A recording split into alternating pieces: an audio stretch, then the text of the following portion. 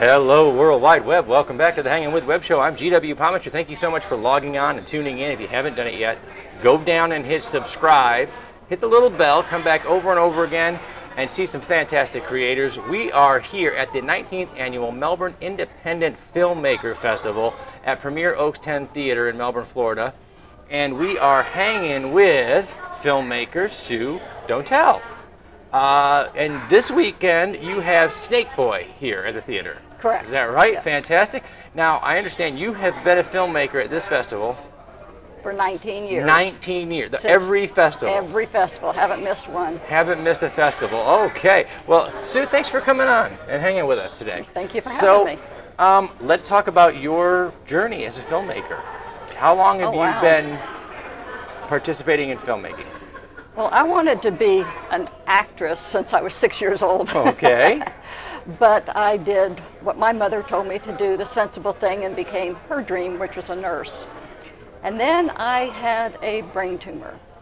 And it changed my priorities and my perceptions in life. And I decided to follow my authentic self, which was to write and act and direct and produce films. So I started acting. And I couldn't get any really good, juicy parts, so I started writing my own scripts that I could act in. we tell them, if you're a reader and you can't find anything to read, write a novel. If you're an actress and you can't find a good part to play, write a part. Write a part. Make a movie, that's right. So, now, you haven't had a film in every festival. You were an actress in the first one, right? The first one. How many years have you submitted a film to the festival? To be honest, I can't remember, but I have over 24 short films that I produced, and all of them have played here. Wow. And I did one feature documentary on Dr. Story Musgrave, who's an astronaut. And this year, like you said, I have Snake Boy in, and it's most of my films are character driven. And this is about a little boy who wants a pet, and he finds a snake, and the snake gives him healing powers. Every mom out there just went, ugh.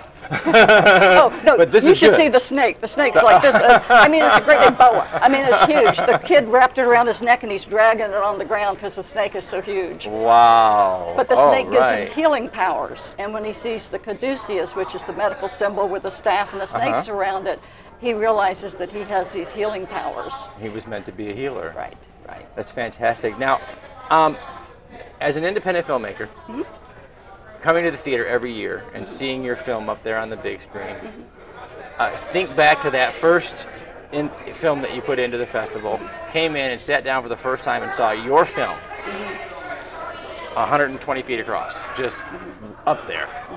What was that like for you? It's pretty awesome. It's pretty awesome? Yeah.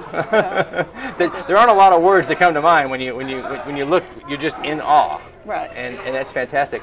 After 19 years, is it still just as exciting? Oh yes, absolutely, yes, yeah. What's your favorite part of coming to these festivals? The camaraderie, meeting other filmmakers, meeting other actors and producers, and of course seeing your film on that big screen. I mean, it's just really there cool. it is. I mean, because when you're editing, you have this little screen, and when it's on the big screen, especially if you're acting and you see your face this huge, and it's like, ooh.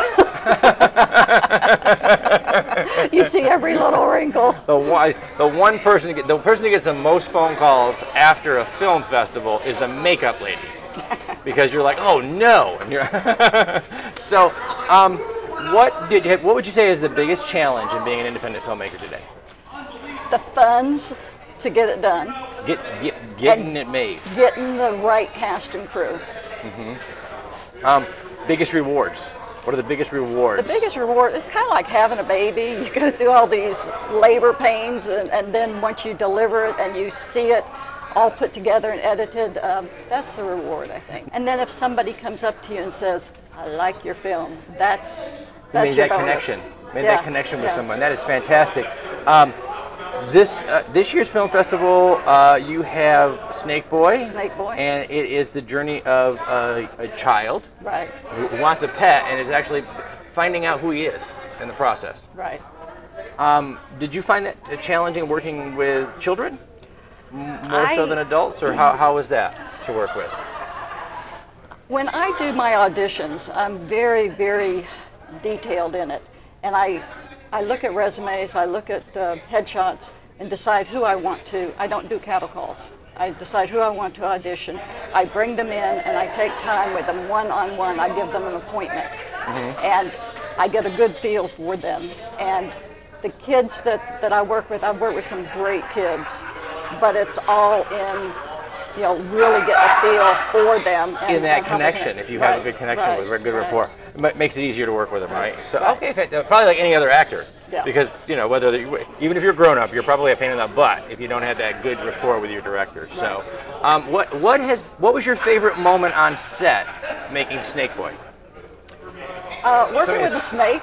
We had a huge boa. I mean, that would terrify me. Yeah, well, it did me too. and of course, I asked the kid, "How are you with snakes?" You know, I mean, that was a big issue. And wow. He was fine. His sister wasn't, but she didn't have any parts with the snake. Brothers and sisters, that's what it's all about. The brother brings the snake in. The sister says, "Why did you bring the snake in?" What was last year's entry to the film festival? Last year was a film called Nevermore. And it was about spousal abuse in the 1930s. And so we had this old historic house in the film with all these old antiques, and we had the wardrobe, and it was really, really cute. Actually, the house, I don't know how familiar you are with Ashley's down on US 1. The ghost of Ashley's was a woman who was killed, and supposedly her ghost haunts it. Her name was Allen. This house belonged to the investigator that investigated her murder. Oh, wow. So it was really cool. Fantastic. All right, well, we got to get you downstairs to see your film. Yes. And she's telling me to shut up. Okay. To put cards up. They're very rude cards sometimes. But as we do that, we're going to say thank you. We're going to say thank you to our partners and our friends at Something Unique Magazine, Space Coast Comics, Wordfire Press, Famous Faces and Funnies, Off the Chain Radio with Yvonne Mason. We're going to welcome aboard and thank Heather Reed from Asylum Convention and Entertainment Services.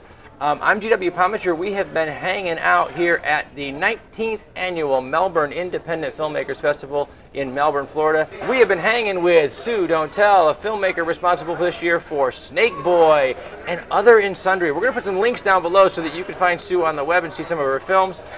Remember, folks, subscribe, log on, tune in, and see who we're hanging with next. Thank you.